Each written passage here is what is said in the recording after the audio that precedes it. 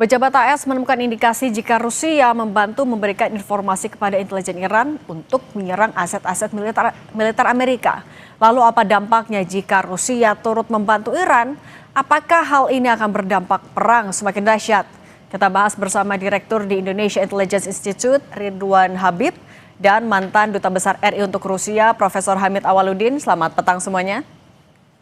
Selamat petang. Selamat petang. Oke, saya ke Prof. Hamid dulu ya. Prof. Hamid, dua pejabat AS temukan ada indikasi bantuan Rusia untuk intelijen Iran. Seberapa valid informasi ini? Saya kira juga valid. Sedangkan orang tidak berperang saling memata-matai, apalagi dalam perang. Pertanyaan yang relevan mungkin adalah apa urgensi dan kepentingan Rusia menyuplai informasi ke Iran? Itu pertanyaan yang bahwa ada saling memata-matai pasti. Dalam keadaan damai saja orang saling memata-matai kan, apalagi kalau negara besar. Ya. Karena spy on itu adalah sebuah mekanisme pertahanan, mekanisme penyerangan. Jadi dalam hubungan internasional yang namanya spy on atau espionage itu lumrah sekali kejadiannya. Nah, tapi Prof. Hamid tadi juga kalau kita dengar ke pernyataan dari Trump, dia juga kayak seakan menolak untuk menjawab serius atau menjawab detail pertanyaan soal ini. Ini sebenarnya bentuk apa? Menjaga hubungankah atau ada indikasi lain Anda baca? Dia takut kalau diakui bahwa dia kecolongan.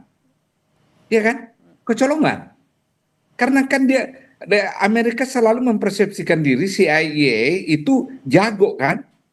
Kalau dia akui itu berarti dia kecolongan karena pangkalan militernya di Timur Tengah kan kena serangan dari Iran. Jadi lebih baik diambangkan itu isu. Oke, nah tadi juga selain itu dari Gedung Putih, Mas Ridwan bilang kalau mereka nggak khawatir kalaupun memang ada sokongan data intelijen ke Iran. Apa yang membuat Amerika Serikat bisa sepercaya diri ini? Ya, sebenarnya itu menurut saya bukan percaya diri ya, tapi menutupi kegalauan ya. Karena memang mereka ini benar-benar kerepotan. Asesmen dari CIA dan intelijen Mossad berharap setelah wafatnya Syahid Ayatullah Ali Khamenei, mereka bisa langsung menggulingkan pemerintahan dan menguasai Iran. Tetapi ini sudah 7 hari dan serangan masih terus berlangsung dari kubu Iran. Baru saja sebelum kita live ini, saya baca ada satu balistik dengan kecepatan hampir 10 Mach yang meluncur ke arah sentral Tel Aviv, dan itu diluncurkan dari Tabriz di kota di Iran. Artinya memang semua asesmen intelijen CIA dan Mossad tampaknya harus dikalkulasi ulang.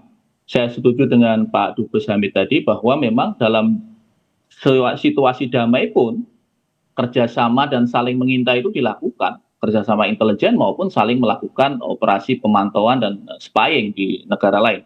Dan kita sangat melihat ya hubungan baik antara VEVAK, Badan Intelijen Iran, dengan FSB Rusia. Selama ini hubungannya sangat bagus. Kita baca ada beberapa pelatihan bersama dan sangat memungkinkan itu dilakukan suplai data itu. Nah, Mas Ridwan, berarti kalau dengan bantuan data intelijen dari Rusia, sebenarnya posisi Iran akan semakin unggul di atas Israel dan Amerika Serikat? Ya, saya kira tidak hanya dari Rusia ya. Kita melihat 2 atau 3 hari yang lalu, satu portal berita dari China, dari Tiongkok, itu bahkan membuat liputan tentang pangkalan-pangkalan Amerika di negara-negara Teluk. Liputannya ini istimewa, kenapa? Karena derajat koordinatnya lengkap, jumlah armadanya ada berapa lengkap, pesawatnya apa saja lengkap, termasuk rute-rutenya. Itu semacam memberi kode secara terbuka ya. Itu dalam kajian intelijen disebutnya open source intelligence. Memberi kode secara terbuka kepada Iran untuk memastikan bahwa sasaran mereka on target. Kita tahu bahwa hari ini Iran kapasitas internetnya tinggal 4%. Tetapi dalam waktu 4%, dalam situasi 4% ini pun, komunikasi intelijen di internal mereka masih berjalan.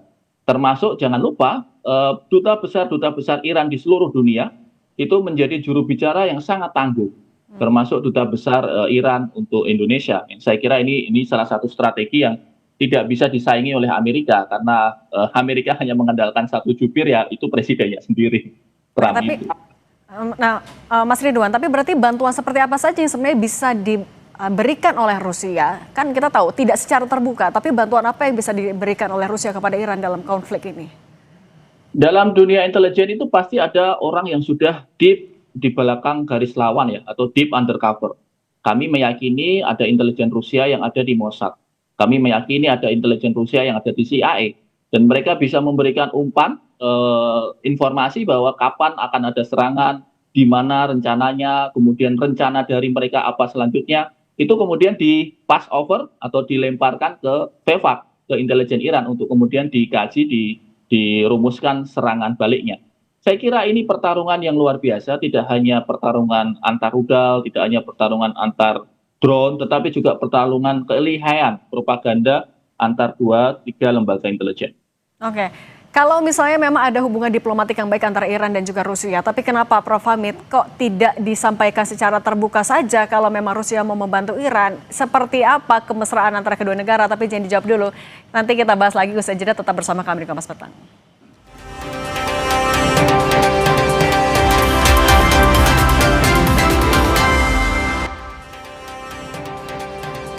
Saudara, rekaman CCTV menunjukkan momen sebuah rudal menghantam di sebelah sekolah putra di Qazvin, Iran, menyebabkan kepanikan di antara siswa dan staf.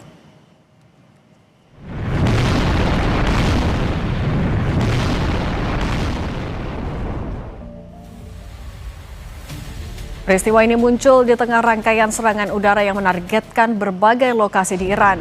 Beberapa serangan lain juga dilaporkan mengenai infrastruktur sipil, termasuk sekolah dan kawasan permukiman, sehingga memicu kecaman internasional dan seruan investigasi dari PBB serta organisasi hak asasi manusia.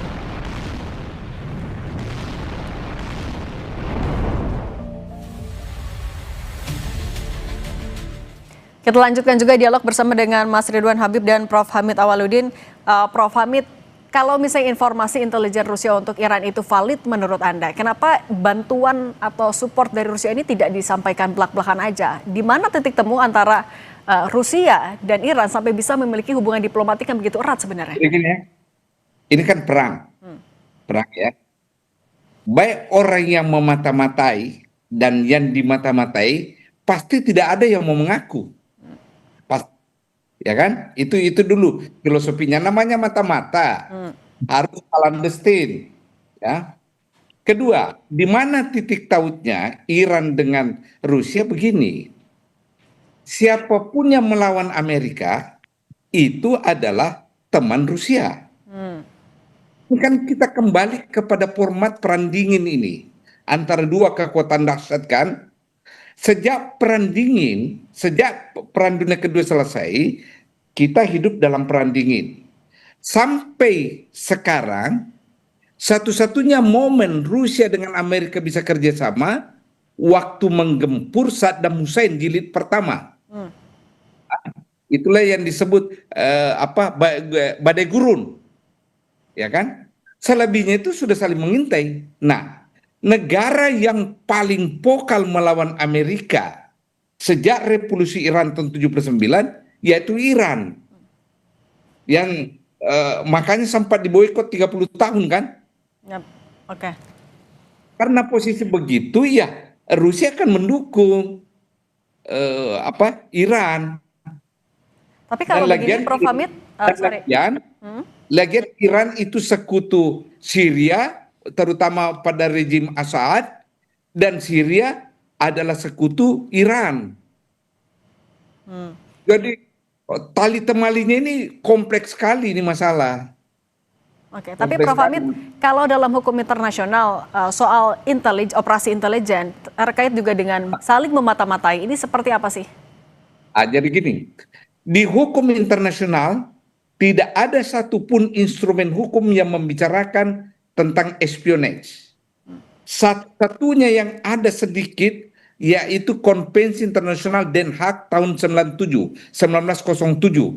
Ya, itu hanya menyatakan apa itu mata-mata, apa itu informasi militer. Lalu ditegaskan di dalam protokol tambahan 1 Konvensi Jenewa tahun 49. Di situ dikatakan mata-mata dalam perang internasional manakala ketangkap basah tidak bisa diberi hak istimewa dalam bentuk status prisoners of war, tawanan perang. Artinya dia diproses, dihukum itu. Lebih dari itu pengaturannya adalah pengaturan hukum nasional.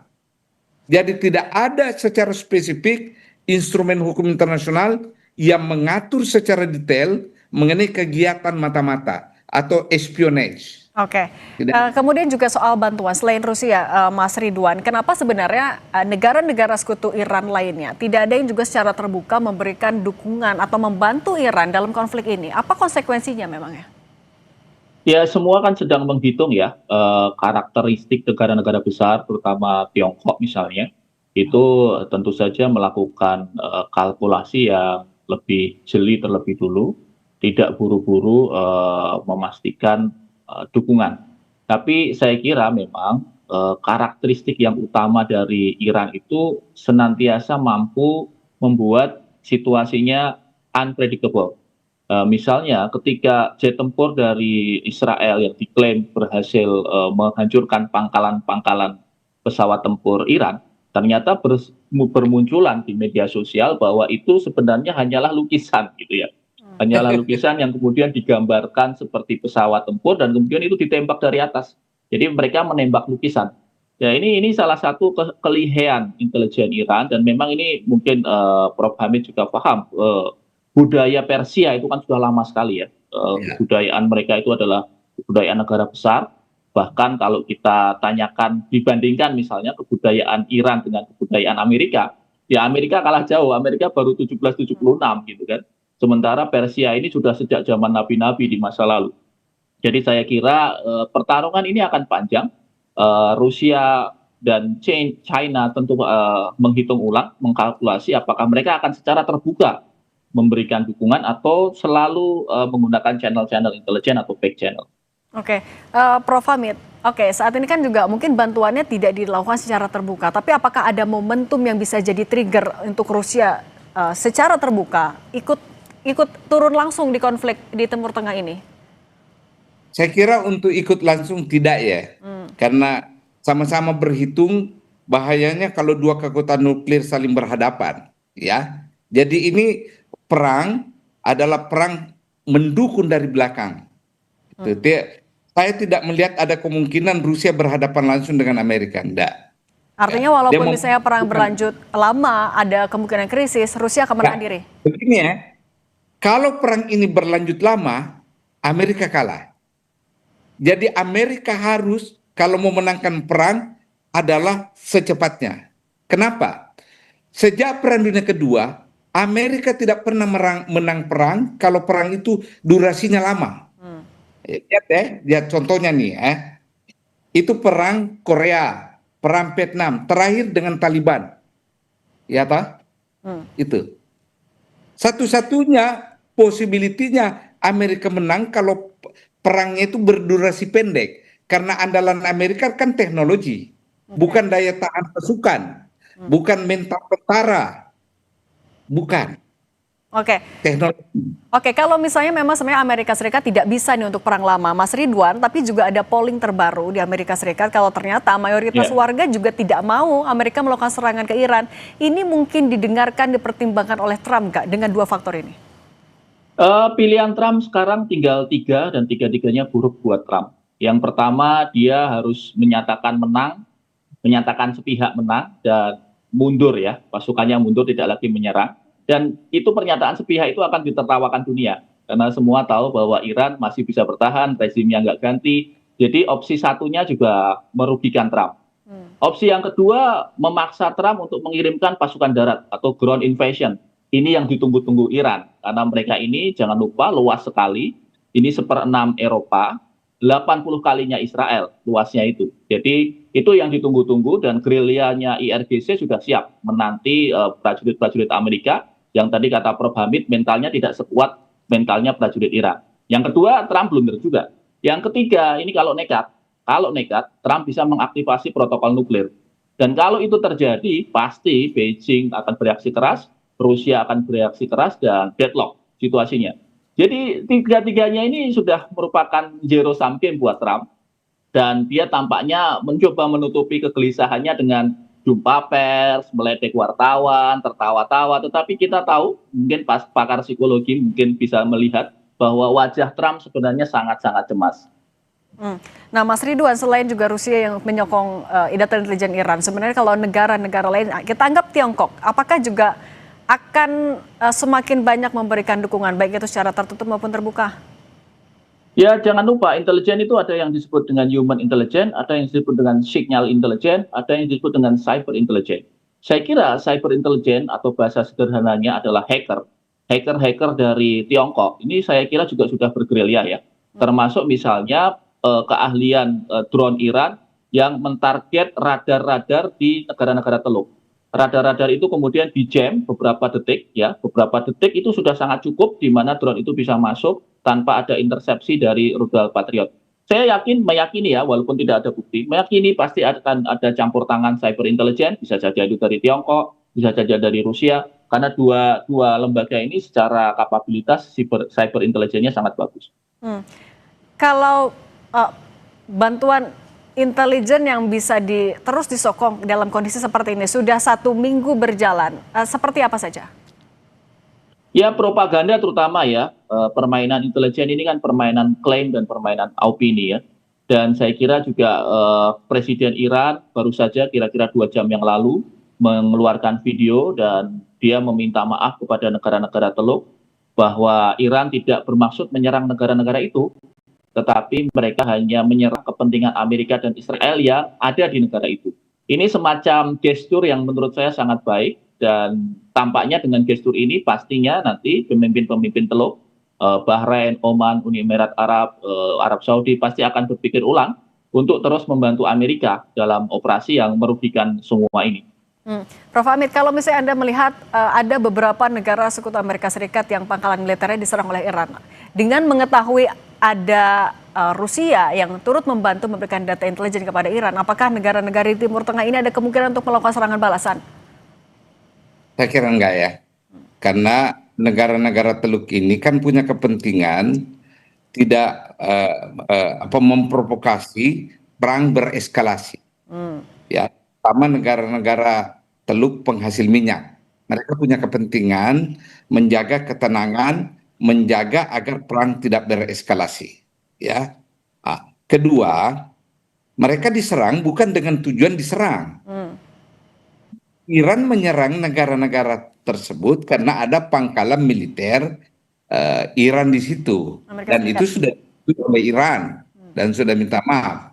Sehingga menurut saya negara-negara Arab punya kepentingan agar perang ini segera berakhir. Punya kepentingan. Nah, kembali ke Mas Ridwan tadi. Kalau saya ditanya, jujur, opsi mana dipilih Amerika adalah opsi pertama. Dengan cara dia mengatakan begini, we pull out sebab kita sudah mencapai target. Apa? Membunuh Khamenei. Nah, itu. Pasti dia caranya menyelamatkan diri begitu. Ya. Yang kedua, kita sudah menghabisi instalasi-instalasi militer Iran. Itu caranya menyelamatkan diri. Persis dulu ketika dia menyelamatkan diri berhadapan dengan Taliban tahun 2001 kan? Nah, apa itu? Oh, kita sudah mencapai target.